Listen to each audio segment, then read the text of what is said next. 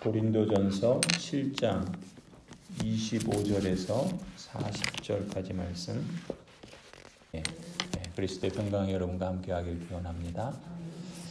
7장부터는 고린도 교회 성도들이 문의한 질문들에 대해서 사도 바울이 대답하는 내용이라 그랬죠. 그래서 1절에 소개한 것처럼 여러분이 적어보낸 문제를 두고 말하겠습니다. 그래서 크게 세 가지 주제를 다루죠. 바람직한 결혼과 성에 대해서 다루고 있고, 또 오늘 본문에서는 그 가운데 결혼하지 않은 사람에 대해서 25절에 얘기하고, 또 36절에서는 약혼한 사람에 대해서 말하고, 또 39절에서는 재혼에 대해서 권면하고 있습니다. 먼저 결혼하지 않은 사람에 대한 주제와 관련해서는 예수님께서 직접적인 가르침을 주신 것이 없기 때문에 사도 바울은 자신이 사도직을 받은 사람으로서 주님의 자비하심으로 또 믿을 만한 사람이 된 사람으로서 주님의 뜻을 대변하여 권면한다, 그렇게 말하죠. 특히 사도 바울은 당시에 곧 임박한 환난으로 말미암아서 결혼하지 않았다고 한다면 그 사람은 굳이 하지 않는 것이 좋겠다, 이렇게 제안을 합니다. 당시에 그 큰 환난이 무엇이었는지 구체적으로 성경에 기록하지 않고 있습니다. 그런데 학자들은 역사적으로 당시에 이 고린도시가 위치한 주변 세계에 큰 기근이 수차례 일어나서 심각한 식량난에 빠져 있었다고 합니다. 바로 이런 고난의 때에 결혼을 하는 것보다 홀로 시련을 맞는 것이, 홀로 지내는 것이 더 나은 선택이라 그렇게 권면하죠. 물론 결혼해도 죄 짓는 것은 아니지만 그럴 경우 육신의 고난이 있을 것이고, 또 사도 바울은 그런 점에서 고린도 교회 교우들을 사랑하는 마음으로 이렇게 권면하는 것이라 볼 수 있습니다. 이러한 권면의 그 원리를 우리가 표현하자면 이웃사랑의 원리라고 말할 수 있겠죠. 아울러 사도 바울께서는 또 다른 그 점을 강조하는데 종말에 대한 의식입니다. 성도는 늘 종말을 염두에 두고 살고 있죠. 개인의 종말을 염두에 두고, 또 역사의 종말, 그리고 궁극적으로는 예수 그리스도께서 이 땅에 재림하셔서 완성하게 될 하나님의 나라의 종말을 염두에 두고 살아가고 있는 존재가 바로 그리스도인이라 말할 수 있습니다. 그래서 현재를 살아가지만 성도는 늘 종말을 염두에 두고 살아야 할 것을 강조합니다. 지금 현실이 마치 영원토록 계속될 것처럼 여기지 않는 것이죠. 현실이 지속되지 않고 곧 하나님의 나라가 완성될 날이 도래할 것이다. 특히 예수님께서 승천하시고 이제 한 세대, 두 세대 초대교회 성도들에게는 주님의 그 마지막 그 임박하실 날이, 재림하실 날이 아주 임박했다라고 하는 강한 의식을 오늘날 우리보다 훨씬 더 강하게 가졌다 볼 수 있습니다. 그런 점에서 주님이 곧 오실 것을 늘 염두에 두고 하루하루를 살기 때문에 당시의 현재의 처지에 너무 연연하지 말라, 그렇게 권면하는 것이죠. 왜냐하면 종말에는, 하나님의 나라가 완성될 때에는 인간 관계라든지 소유라든지 일상의 크고 작은 일들이 사실은 소멸되고, 소멸된다는 말은 상대화된다는 것입니다. 우리가 보통 하루하루를 살다 보면은 내가 맡은 인간관계, 또 내가 맡은 역할, 일, 또 이 세상에서 살아가는 것, 그 문제들이 절대화되는 경우들이 많아요. 마치 그것이 없으면 내가 죽을 것처럼. 그리고 그것을 또 거기에 이렇게 빠져서 살다 보면은 그러한 의식을, 종말에 대한 의식을 상대적으로 잃게 되겠죠. 그런데 이 종말 의식을 우리가 염두에 둘 때 현재의 삶에 충실하지만 동시에 그 현재의 삶이 영원한 삶에, 이 영혼에 잇대어서 영원을 준비하는 삶이지, 마치 그 현재가, 그리고 이 현재에 내가 중시하고 있는 그런 모든 것이 절대적인 것처럼 그렇게 살아갈 것은 아니라는 것이죠. 그 자체가 영원할 것처럼 거기에 집착하거나 연연하지 말아야 한다는 것입니다. 이러한 그 삶의 이 중심은 기본적으로 하나님 사랑의 원리라고 말할 수 있어요. 달리 표현하면 이런 거죠. 주님을 기쁘시게 하는 일과 그러한 삶을 현재 삶에서 찾고 거기에 우선순위를 두고 내 삶의 무게중심을 거기에 실어서 그래서 하나님 앞에 합당한 삶의 예배자로서 살고자 하는 것, 이것이 바로 하나님 사랑의 자세라고 말할 수 있겠죠. 그래서 사도 바울은 지금 이런 우리의 일상의 문제, 결혼이든 성이든 또 여러 가지 우리가 이 땅을 살아가면서 직면하는 현실적인 사안들에 대해서 그 삶을 방향 지우고 또 실천해야 될 원리로서 사랑의 이중계명을 두고 있다는 것을 우리도 주목할 필요가 있어요. 하나님을 사랑하는 것, 그리고 또 이웃을 사랑하는 것. 그래서 이런 구체적인 사안들에 대해서도 사도 바울은 하나님의 자비하심으로 그 사도로서의 부르심을 감당할 때 이 두 원리를 기초로 해서 우리가 현재를 어떻게 또 우리의 일상을 어떻게 살아가야 하는 것이 하나님을 기쁘시게 하고 또 이웃을 사랑하는 길인가. 그 이웃에는 배우자도 있고 가족도 있고 뭐 교우도 있고 또 다른 사람들의 관계 속에서의 그런 이웃도 포함한다고 볼 수 있겠죠. 아무튼 이처럼 사도 바울의 그 중심된 그 원리들을 우리가 주목하고 우리의 삶에 적용하는 것이 중요하리라고 봅니다. 두 번째 36절부터는 약혼한 사람에 대해서도 권면하죠. 역시 종말의 때를 염두에 두고 있다면 사도 바울은 결혼하지 않는 것이 좋다, 이렇게 권면을 합니다. 다만 그 오늘 표현에 있는 것처럼 그 약혼자에 대한 애정이 강렬해서 꼭 결혼을 해야 된다면, 자신의 정욕을 제어하기 힘든 경우나 또 약혼자의 상황이 부득이한 경우에는 어떻게 하라 그럽니까? 결혼하는 것이 좋다, 그렇게 말씀합니다. 그리고 그것은 죄가 아니다, 잘하는 것이다, 이렇게까지 표현을 합니다. 이러한 권면은 우리가 계속해서 보는 것처럼 교인들 중에 열광주의자도 있었지만 금욕주의자들도 있다 그랬죠. 그래서 결혼은 이제 더 이상 필요 없다. 우리의 육신의 이 악하고 또 이 세속화된 거룩하지 않은 이 육신을 이제 우리는 더 이상 거기에 매어 살 필요가 없다. 우리는 영에 속한 사람이다. 그러니 금욕을 해야 된다. 이렇게 여겼던 사람들에 대해서 결혼이 하나님의 뜻을 거스르는 것이 아니요, 또 결혼에 대해 부정적인 신념을 갖고 있던 그 사람들의 생각과 사고방식을 그들의 믿음 체계를 바르게 교정하기 위해서 이러한 강조를 합니다. 역시 사도 바울은 에베소서나 다른 일관된 성경의 말씀들을 통해서 특히 창조의 원리, 창세기에 하나님께서 가정을 이루고 또 그 가정을 통해서 하나님께서 계획하신 섭리의 그 말씀을 전하면서 배우자를 사랑하는 것이 성령 충만의 증거요, 또 가정을 잘 이루어가는 것도 하나님이 기뻐하시는 아름다운 일이다, 그렇게 권면했던 것을 우리가 에베소서나 골로새서나 다른 성경들에서 볼 수 있었죠.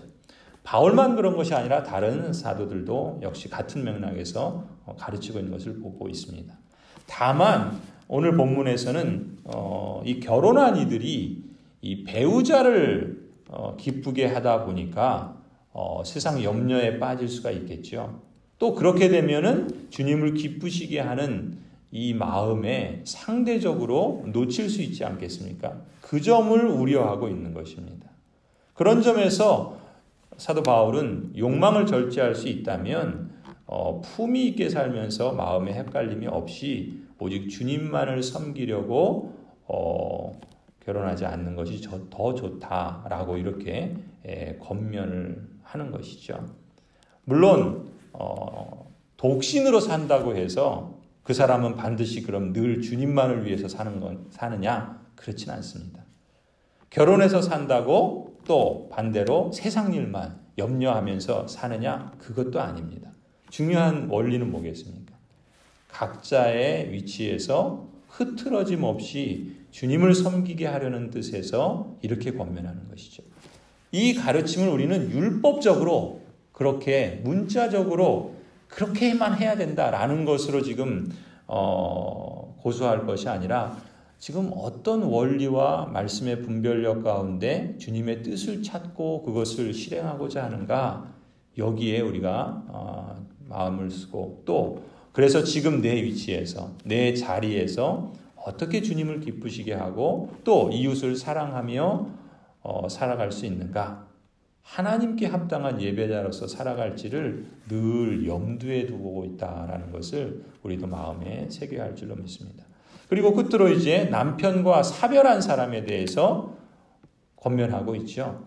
그래서 남편과 사별한 사람은 재혼할 수 있다 말씀하고, 특히 그 재혼은 신자와 재혼하는 것이 좋다, 그것이 하나님의 뜻이다라고 말하지 않습니까? 그러나 또 동시에 혼자 지내는 것이 더 행복할 것이다 라고 사도 바울은 권면하고 있습니다. 이 역시 누구든지 자신에게 주신 그러한 은사를 고려하고 어떻게 하면 주를 기쁘시게 할 수 있는지 지각을 사용하고 분별하고 선택할 것을 권면하고 있다 볼 수 있습니다.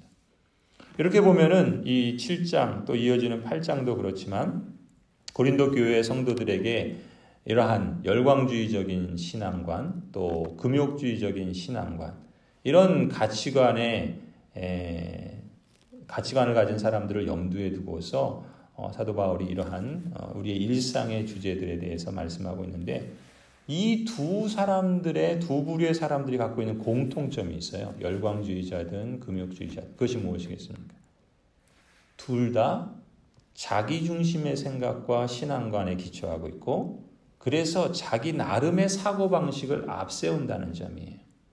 내가 영에 속한 사람이니까 나는 내 몸으로는 마음껏 즐겨도 돼. 내가 영에 속한 사람이니까 내 몸을 이제는 쳐서 금욕해야 돼.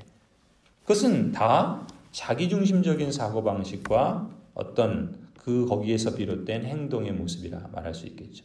그리고 그러한 사고방식은 당시 고린도시에 하나님을 모르는 사람들의 풍조와도 맞닿아 있는 것이에요. 세상 풍조를 분별력 없이 따른다는 점에서 열광주의자나 금욕주의자는 공통점을 갖고 있는 것입니다. 그런데 오늘 본문에서 사도 바울이 권면하는 내용들을 가만히 보면 공통된 특징이 있어요. 그것은 무엇인가? 사랑의 이중계명의 원리를 중심으로 삼고 그것을 실천하고자 하는 열망이 그에게 있다는 거예요.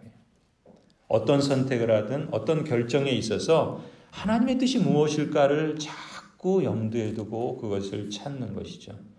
동시에 이웃사랑에 대한 원리도 찾습니다. 그것이 약혼자든 배우자든 또 재혼의 문제든 우리 일상적인 여러 우리가 맞닥뜨리는 사안들과 현실에 대해서 자꾸 우리의 사고방식을, 우리의 신앙관을 하나님의 뜻이 무엇인가, 하나님께서 이웃사랑의 원리로 우리가 어떻게 살아가기를 원하시는가 라는 것들을 검토하고 또 주의 뜻을 찾아보고 또 거기에 맞춰서 자꾸 조율해 가려고 애쓰는 것이 우리 신자의 주님을 기쁘시게 하는 합당한 예배자로서의 삶의 자세라고 볼 수 있다는 것이죠. 이런 삶을 추구한다는 점에서 열광주의자나 금욕주의자들과 근본적으로 다릅니다. 예수 그리스도께서 복음을 통하여 우리에게 주신 구원의 독특성이 있습니다. 그것은 무엇인가? 다른 모든 종교는 육신을 버리는 것을 구원으로 생각해요. 그래서 이 육신에서 굴레에서 벗어나서 영이 해방이 되고, 그래서 영원한 어떤 극락이든 천국이든 열반이든 어떤 니르바나든 이런 세계에 속하는 것을 구원이라고 생각해요. 그러나 예수 그리스도의 복음의 독특성은 뭡니까? 하나님이신 예수 그리스도께서 오히려 반대로 몸을 입고 이 땅에 오신다는 거예요. 그 몸을 입으신 예수 그리스도께서 몸을 갖고 있는 우리의 인생을 구속하세요. 그리고 또 어떻게 하십니까? 이 몸과 영혼이 죽음을 통해서 분리된 후에, 그리고 다시 우리의 영혼으로서의 그런 어떤 그냥 막연하고 추상적인 정신의 세계 속에서 살아가는 것이 아니라 하나님의 임재 가운데 있던 이 영혼이 주님 재림하실 날에 어떻게 합니까? 영화로운 몸으로 다시금 부활해서 새롭게 창조된 새 하늘과 새 땅에서 하나님의 영원한 나라를 이루어가게 하신다는 이것이 기독교 복음이 갖고 있는 독특성입니다. 그런 점에서 사도 바울은 이 땅에서의 우리의 삶에 대해서 우리의 삶은 몸을 입고 살아가는 그 삶의 현실들은 일상들은 그것은 악하거나 무가치하거나 그것은 썩어 없어지고 그냥 소멸하고 불타 없어질 것으로 그치는 것이 아니다라고 강조합니다. 더 나아가서 그렇기 때문에 우리의 몸으로 하나님이 기뻐하시는 그러한 삶을 살아가고자 힘써야 된다. 거룩을 위한 여정이라는 것은 바로 이런 점에서 매일매일의 일상생활에서 하나님의 말씀을 배우는 것에서 또 그 말씀을 우리의 삶의 표준으로 삼고 삶의 몸의 습관이 되고 그것이 경건의 모양뿐만 아니라 능력으로 실감될 수 있도록 늘 우리를 가다듬고 생각이나 말이나 행동이나 또 삶의 어떤 결정과 그 모습들을 반복해서 주님의 뜻에 맞추어 가면서 살아가는 것. 이것을 계속하는 것이 우리의 신앙의 목표요. 또 거룩의 여정이라고 말할 수 있습니다. 그런 점에서 우리는 오늘 현재의 삶에 충실해야 하겠죠. 동시에 그것이 영원에 잇대어서 영원을 준비하는 삶이다라는 것을 인식할 필요가 있습니다. 그래서 성령 하나님께서 오늘 나의 삶에 내가 위치한 자리에서 그것이 가정이든 일터든 교회든 또 어느 곳이든 영원에 잇대어 영원을 준비하는 삶으로서 오늘을 인도해 주옵소서. 내가 현재의 삶에 충실하지만 이 현재가 마치 그 자체가 목적이 되고 그 자체가 영원할 것처럼 거기에 연연하고 거기에 집착하지 않도록 인도하여 주옵소서. 하나님의 나라에 속한 사람으로 우리가 다른 사고방식과 신앙관을 갖고 또 다르게 살아가는 것을 이 땅에서 연습하고 또 그 삶 속에서 성령 하나님이 진리 속에서 우리를 참 자유하게 하시고 그 안에서 누리는 기쁨과 보람과 또 하나님 나라에 속한 영광과 또 그 샬롬을 누리게 하여 주옵소서. 그리고 그것이 우리 안에 우리 가정에게 우리의 자녀들에게 우리의 일터 속에 확산될 수 있도록 우리를 사용해 주시고 우리의 마음을 자꾸 교정해 주시고 우리의 습관들을 변화시켜 주시고 열매 맺게 해 주옵소서. 그리고 더 나아가서 그러한 공동체를 이루고 그러한 우리 교회를 통해서 우리가 있는 이 고향동에 이 환산동에 이 지역사회에 하나님의 나라를 마치 누룩이 보이지 않지만 그 밀가루 반죽을 부풀게 하듯 겨자씨가 아주 작지만 그러나 새들이 거기에 깃들일 만큼 나무로 자라가듯 우리 교회를 그렇게 이끌어 주옵소서. 오늘 저와 여러분의 기도 가운데 이 기도가 늘 그치지 않고 또 우리도 그런 삶을 추구하며 하나님의 성령의 놀라우신 열매 맺음이 풍성할 수 있기를 간절히 소원합니다. 기도하시겠습니다.